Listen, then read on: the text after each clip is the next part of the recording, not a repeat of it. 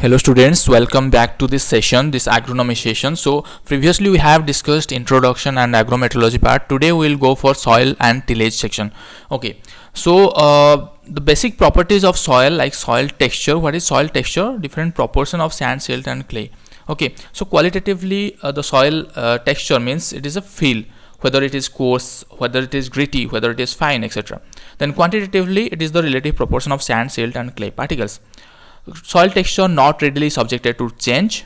It is changed over time, but in a limited time frame it is not changed. Okay, so particle size determination is mainly done by mechanical analysis or method of sedimentation, which follows Stokes law. That is, terminal velocity is directly proportional to radius square, r square.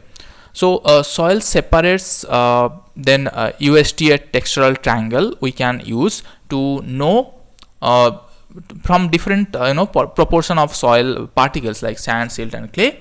From using USDA textural triangle we can know what soil texture it belongs to.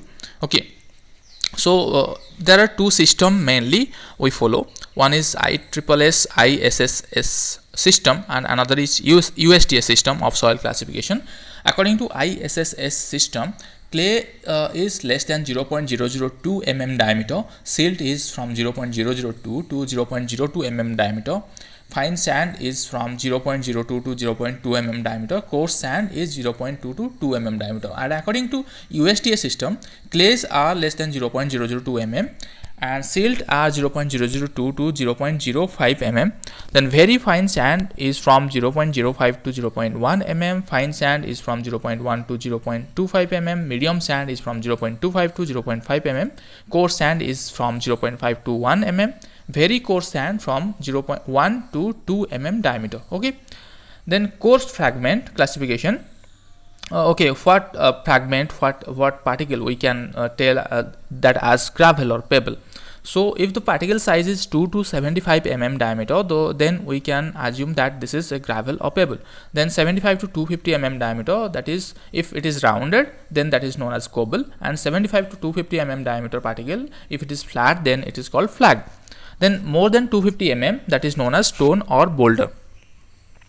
Then specific surface area of soil. What is specific surface area? That is meter square per gram of soil. If we take per 1 gram soil, then if we spread it, then what meter square it covers. So the specific surface area of sand is 0.1 meter square per gram, silt is 1 meter square per gram, and clay is 10 to 1000 meter square per gram. Okay, what is dispersion or deflocculation? And what is flocculation? Dispersion means dispersing of soil particles, sand, silt and clay, and flocculation means combining of these soil particles, right? So for deflocculation or dispersion, sodium is generally responsible, and for flocculation, calcium and aluminum ions, multivalent ions are generally responsible. And flocculation is more desirable because it strengthens the soil aggregation. Okay, and that is suitable for different cultivation practice and management and crop growth. Then clay soil is also known as heavy soil because more power is required to plow. It is not like that clay soil, the weight of clay soil is higher, but more power, more draft is required to till the clay soil, so that is known as heavy soil. Loamy soils are ideal for crops. Then soil structure. What is soil structure? We have learned about soil texture. What is soil structure? Mutual arrangement, orientation and organization of soil particle is known as soil structure. There are primary separates, and it forms secondary groupings, that is called aggregate or pairs. What are the types of soil structure? One is platy, another is prismatic or columnar, one is blocky, that is angular or subangular, one is spheroidal, that is granular or cromby. More suitable is cromby because it is spheroidal and it has more pore space. Okay, blocky means all those sizes like width, length and height all are equals. Prismatic means the height is more here, and platy means it actually platy soil actually hinders the infiltration of water. Okay, and this is least desirable. Soil structure and specific surface area is around constant, right? Soil texture is highly dynamic. Okay, soil texture is, soil texture and specific surface area is constant, and soil structure is highly dynamic. So it affected by tillage practices and crop residue management practices and all. Specific gravity or particle density. Okay, what is particle density? That is mass of solid by volume of solid. Okay, and what is bulk density? Mass of solid by total volume of soil. So particle density, the value is 2.65 gram per centimeter cube. So if we add more soil organic matter, then particle density reduces, because the volume increases at that point. Dry bulk density or apparent density. Dry bulk density is also known as apparent density. Particle density is also known as true density. Bulk density is mass of solid by volume of total volume of soil. So mass of solid divided by volume of solid, next volume of water, next volume of air. Okay, it affected by generally dry bulk density is affected by texture, structure, organic matter, etc. The value ranges from 1.3 to 1.35 gram per centimeter cube. Optimum in clay 1.2 gram per centimeter cube. Sandy soil it is 1.4 gram per centimeter cube. Then this was about dry bulk density. Then total or wet bulk density is mass of total solid total solid plus mass of water divided by total volume. Okay, depends more on soil wetness. Wet bulk density depends more on soil wetness. What is porosity? Porosity means that fraction of soil that is air filled or water filled. Then porosity is Vf by Vt, that is Vf means Vw plus Va, volume of water plus volume of air divided by total volume. Okay, and another formula is porosity is equal to 1 minus bulk density by particle density into 100. So range of porosity is 0.3 to 0.6, that is 30 to 60% pores are there. Porosity is higher in clay soil than sandy soil, and it is influenced by texture, organic matter, and tillage.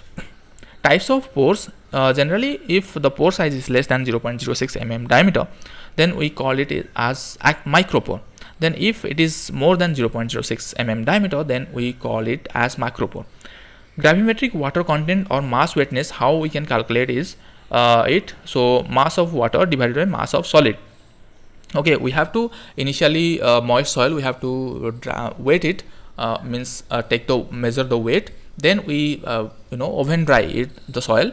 Then we just deduct the mass of wet soil minus mass of that oven dry soil divided by mass of that oven dry soil. So we can, in that way we can get the gravimetric water content. Then volumetric water content is equal to gravimetric water content into that BD, bulk density of that soil.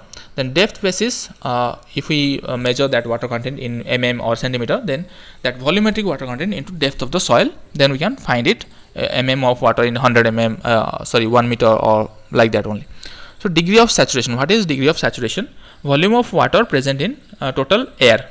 Okay, air filled porosity. Okay, so Vw by Vf, that is Vw by volume of water divided by volume of water plus volume of air. Then air filled porosity is equal to volume of air divided by total volume of soil, that is volume of air divided by volume of solid plus volume of water plus volume of air. Most of the exchange of gases in soil due to diffusion. Gas exchange in soil is mostly takes place by diffusion, that is due to partial pressure gradient. Status of soil aeration. How we can measure the status of soil aeration? That is the percentage of oxygen and carbon dioxide we can get from oxygen diffusion rate, that is ODR. We can assess the status of soil aeration. Then redox potential. From redox potential, if it is negative, then that is poorly aerated, and it is positive, then that is well aerated soil. Okay, so oxygen should be more than 10% for root growth, and root growth ceases. Again, root growth ceases if ODR, oxygen diffusion rate, value is less than 20 into 10 to the power minus 8 gram per centimeter square per minute. If ODR value is between 30 to 40 or more than or less than that, in 30 to 40 into 10 to the power minus 8 gram per centimeter square per minute, then shoot growth also stunted. Okay, hampered. Soil moisture, organic matter, and depth influences soil aeration. Soil moisture, organic matter in the soil, and depth, that influences soil aeration. What is soil acidity? Generally, in humid areas, the bases are leached out with percolating water, and acid portion is left out in the upper portion. So soil acidity generally happen. And then sources, other sources are organic matter, humus, humus has like hydroxyl group and carboxyl group, then they can generate hydrogen ion which contribute to the soil acidity. Then aluminosilicate clays, then hydrous oxide of iron and aluminum, application of acid forming fertilizer, leaching loss, all these contribute to soil acidity. Then acid soils and plant growth. So when soil acidity is there, there is toxicity of iron, aluminum and manganese, because their availability increases, and deficiency of calcium, magnesium and phosphorus, molybdenum, this deficiency happens, and bacteria and actinomyces growth also decrease. So overall soil quality decreases. Then management of acid soil, we can apply lime to ameliorate acid soil, that is the carbonate oxide and hydroxide of calcium and magnesium. So what it happens, it exchanges hydrogen with calcium in the soil micelle, and it decreases the acidity, it increases the soil pH. Then what are the liming materials? Liming materials should be cheap and effective in hydrogen reduction, right? It should be calcium magnesium salt of strong acid, not ideal. Okay, calcium magnesium salt of strong acids are not ideal for liming material. Okay, like calcium chloride, calcium sulfate. Okay, these are not ideal because they again form acidity. Okay, then calcium oxide. So different liming material, we are giving the characteristics, like calcium oxide. This is also known as on-slag lime or burnt lime or quick lime. It is produced from roasting calcite limestone in furnace, and the calcium carbonate equivalent is 179. What is calcium carbonate equivalent? That is the molecular weight of calcium carbonate divided by molecular weight of whatever liming material we are applying into 100. Okay, so calcium carbonate equivalent here is 179. Then calcium hydroxide, it is also known as slacked lime or hydrated lime or builder's lime. It is also known as hydrating, produced by hydrating calcium oxide, and the calcium carbonate equivalent for calcium hydroxide is 136%.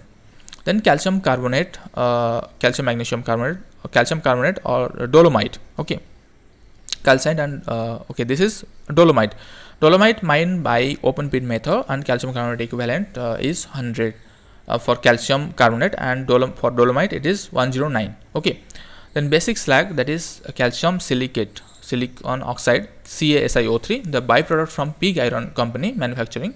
Then the calcium carbonate equivalent for basic slag is 60 to 70%. Okay, so the liming material and CC percentage: calcium oxide 179, calcium hydroxide 136. This is very much important. Dolomite 109, magnesium carbonate 119, calcium carbonate 100, and basic slag is 86. Okay, so liming requirement depends on pH and buffering capacity of the soil. Okay, if buffering capacity higher and clay percentage higher, then more organic matter is there, then liming requirement will be less. Okay, so liming requirement commonly used method in India is single buffer method by Shoemaker, Maclean and Pratt, 1961. Calcium carbonate equivalent is the acid neutralizing ability of liming material expressed as weight percentage of calcium carbonate. Okay, we have already discussed molecular weight of calcium carbonate divided by molecular weight of liming material into 100. Then salt affected area soils. These were what we have discussed. This was acid soil. Then salt affected soils. Generally, salt affected soils are found in arid and semi-arid region. Acid soils are found in mainly humid region. Salt affected soils are generally found in arid and semi-arid region. So there is more soluble salts and exchangeable sodium maybe. If it is saline soil, then soluble salt is more, and if it is alkaline soil, then exchangeable sodium are more. So why this developed? Because due to inadequate leaching and capillary rise of salt to the surface layer. Salts, what are the salts are predominated salts we found in saline soil? Calcium and sulfate of calcium, magnesium, sodium and potassium. Sources, what are the sources of soil salinity?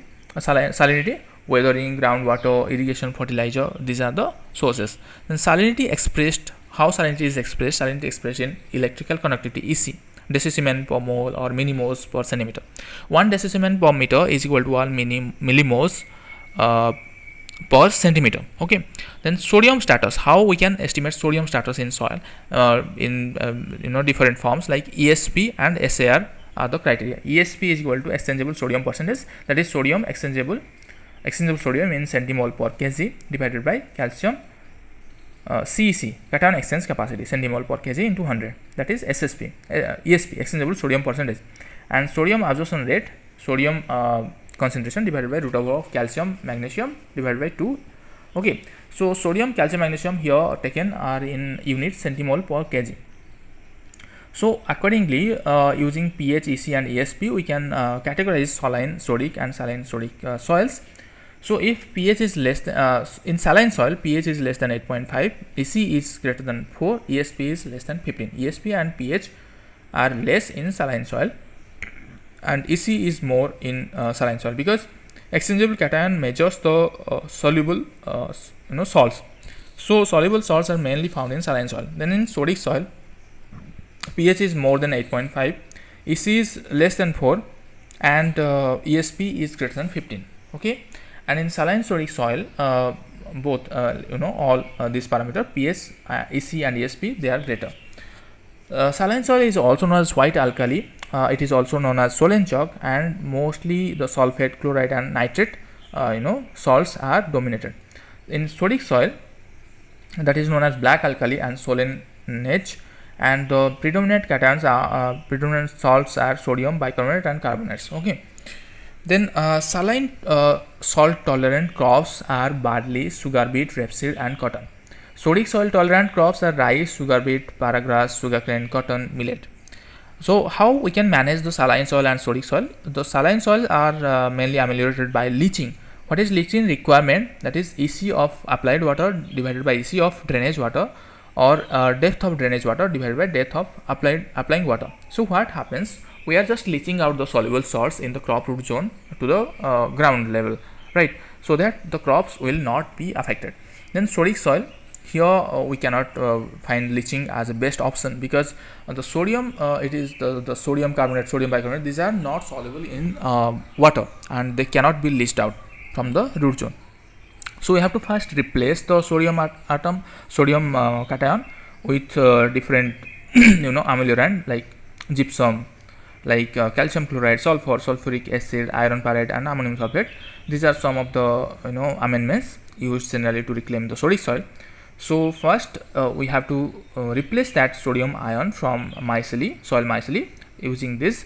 Then we can then that forms a compound that is soluble in water. That compound we can leaching. Okay, first gypsum application is there, then we can leach out that matter.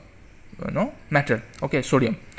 So this is the gypsum requirement value for different amendments. For gypsum it is 1, calcium chloride 0.85, sulfur 0.19, sulfuric acid 0.57, iron sulfate 1.62 and ammonium sulfate 1.29. Soil amendments. What are soil amendments? Substances that influence the plant growth by producing in the soil one or more of the beneficial effects. So any substance that influence the plant growth by producing in the soil one or more of the beneficial effect, that is known as soil amendment. So there are 3 types of soil amendment. One which corrects soil acidity, that is lime. One which corrects soil alkalinity, that is gypsum, iron sulfide, like all this. And another is soil conditioners, that improves the soil physical properties. So there are basically 3 types of soil amendments. And then biological properties of soil. So without biology, without microbes, soil is non-living. So microbes have very important role in decomposing the residues and mobilizing the soil nutrient from immobile form, and they avail the nutrient to the plant, right? So and there are other benefits like nitrogen fixation is there. Then contaminants, that heavy metal decomposition is there. There are several factors how microbes they actually help plants to growth in soil. So biological properties of soil. So soil organisms are mainly divided into fauna and flora. Fauna means animal part, then flora means plant part. Then fauna again microfauna and macrofauna. So what are the example? Microfauna, protozoa, nematode, centipede, millipede, etc. Macrofauna, earthworm, termite, ant, grub, etc. Then in flora, microflora. What are the microfloras? Bacteria, fungi and actinomycetes. Macroflora, plant root, macroalgae. So this is the classification of soil organism. What is the function? Like decomposition, I have already mentioned, of organic residue decomposition. Then transpiration of inorganics. Okay. Then biological nitrogen fixation. These are some of the function of the soil microorganisms. Then what is mineralization? Mineralization is from organic or unavailable form to inorganic form, that is available to plant, that is mineralization. And immobilization from mineralized part to a cation or an ions to organic form, that is immobilization. So mineralization, how nitrogen mineralization occurs, that is organic matter first converted to aminization, then ammonification occurs, then nitrification occurs. Okay, so that nitrate can be obtained by plant and used in synthesis of biomolecules. The nitrification by autotrophs aerobic nitrobacteria, that is used, those bacteria are nitrogenous and nitrobacter, they are generally used in nitrification. The first step, that ammonium to nitrite, the nitrogenous is used, and in second step, nitrite to nitrate, the nitrobacteria is used. What is denitrification? Denitrification is generally done by facultative aerobes. When so there is submergence in soil, so the facultative aerobes, they do not get enough oxygen, they consume the oxygen from nitrous oxide or nitrate, so there is terminal oxygen consumption, then that nitrate converts to dinitrogen or nitrous oxide, that is evaporated, or that is released to atmosphere. So what are the organisms involved in this denitrification process? Pseudomonas, Bacillus, Paracoccus, Thiobacillus, etc. Then mineralization of organic sulfur by Thiobacillus thioxidans. Okay, what is the mineralization of organic sulfur is done by Thiobacillus thioxidans. Mineralization of phosphorus done by bacteria, Pseudomonas and Bacillus, fungi, Aspergillus and Penicillium. In reduced condition, the elements like iron and manganese, their availability is increased. Okay, they are available in reduced form, like ferrous and manganese form. Okay, not ferric and manganic form, they are more available. So what is biological nitrogen fixation? This is fixed by different microbes, like using nitrogenase. What are the component of nitrogenase? Iron and molybdenum. So how this is, what is the equation? Nitrogen plus hydrogen, then electron, then to ammonia. Okay, ammonia again it combines with organic acid, then forms protein, right? So that is another part. So nitrogenase enzyme, what is used in biological nitrogen fixation, it has two protein complex, one is larger, which has cofactor of molybdenum, and another is smaller fraction, that is composed of iron. Okay, so symbiotic, there are cross inoculation group which in which microbes are inhibit in certain kind of inhabits in certain kind of legume crops, and those compatibility of microbes and legume crops, that is known as cross inoculation group. In alfalfa group, like clover and alfalfa, Rhizobium meliloti is used generally. In clover group, that is clover and berseem, Rhizobium trifoli is used. In soybean, Rhizobium japonicum is used. In beans like fagiole, Rhizobium fagiole is used.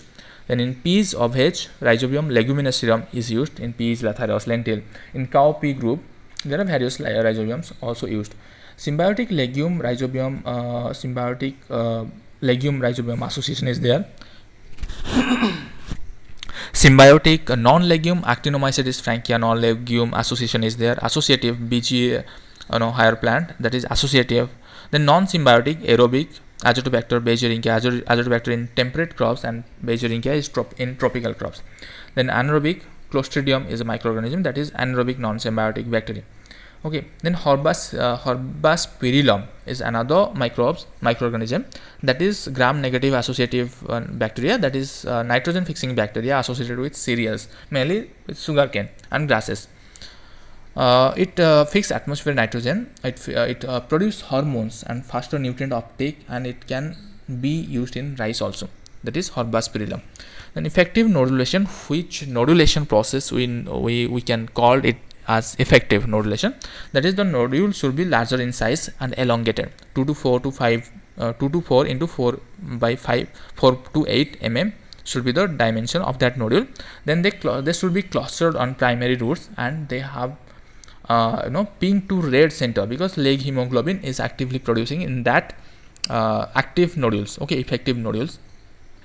Then role of organism in soil fertility, organism actually decompose organic matter, then nutrient transformation, they have certain role. Then detoxification of soil pollutants, we have already discussed. Bioremediation of spoiled soil, all these functions are done by soil microorganisms. Soil organic matter, what is the composition of plant tissue? mainly carbohydrate. There are sugars 1 to 5%, cellulose 20 to 50%, hemicellulose 10 to 28%. These are carbohydrates. Protein 1 to 15% carbohydrate proteins is there. Fat, oil, wax, tannin, etc. 1 to 8%, lignin 10 to 30%. So in terms of decomposition, the toughest part for decomposition is lignin, and the simplest part of decomposition is carbohydrate, that is sugar part. Okay. Then when we add fresh organic matter, actually what happens, there are a lot of microbes, they grow around that organic matter, and they consume and immobilize the soil nutrient, that is known as priming effect. Okay, so what are the resistance of decomposition in increasing order?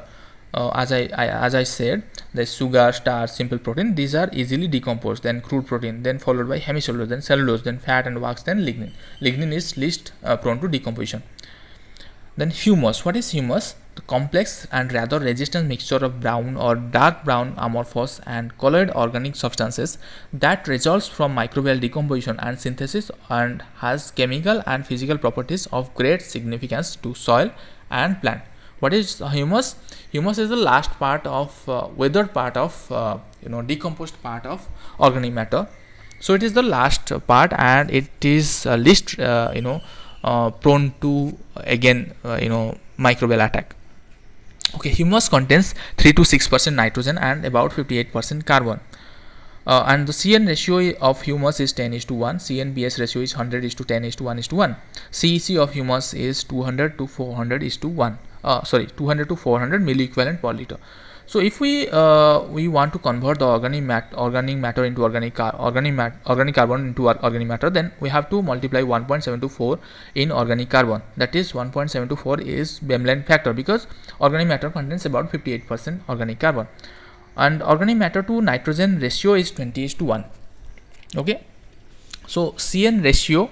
What are the CN ratio of soil? It is varies from 8 to 15:1. Then CN ratio, if it is less than 20:1, then our mineralization occurs. If it is greater than 30:1, then immobilization occurs. If CP ratio less than 200:1, then mineralization, and 300:1, more than 300:1, then there is immobilization of phosphorus occurs. So CN ratio has certain significance in soil nutrient dynamics.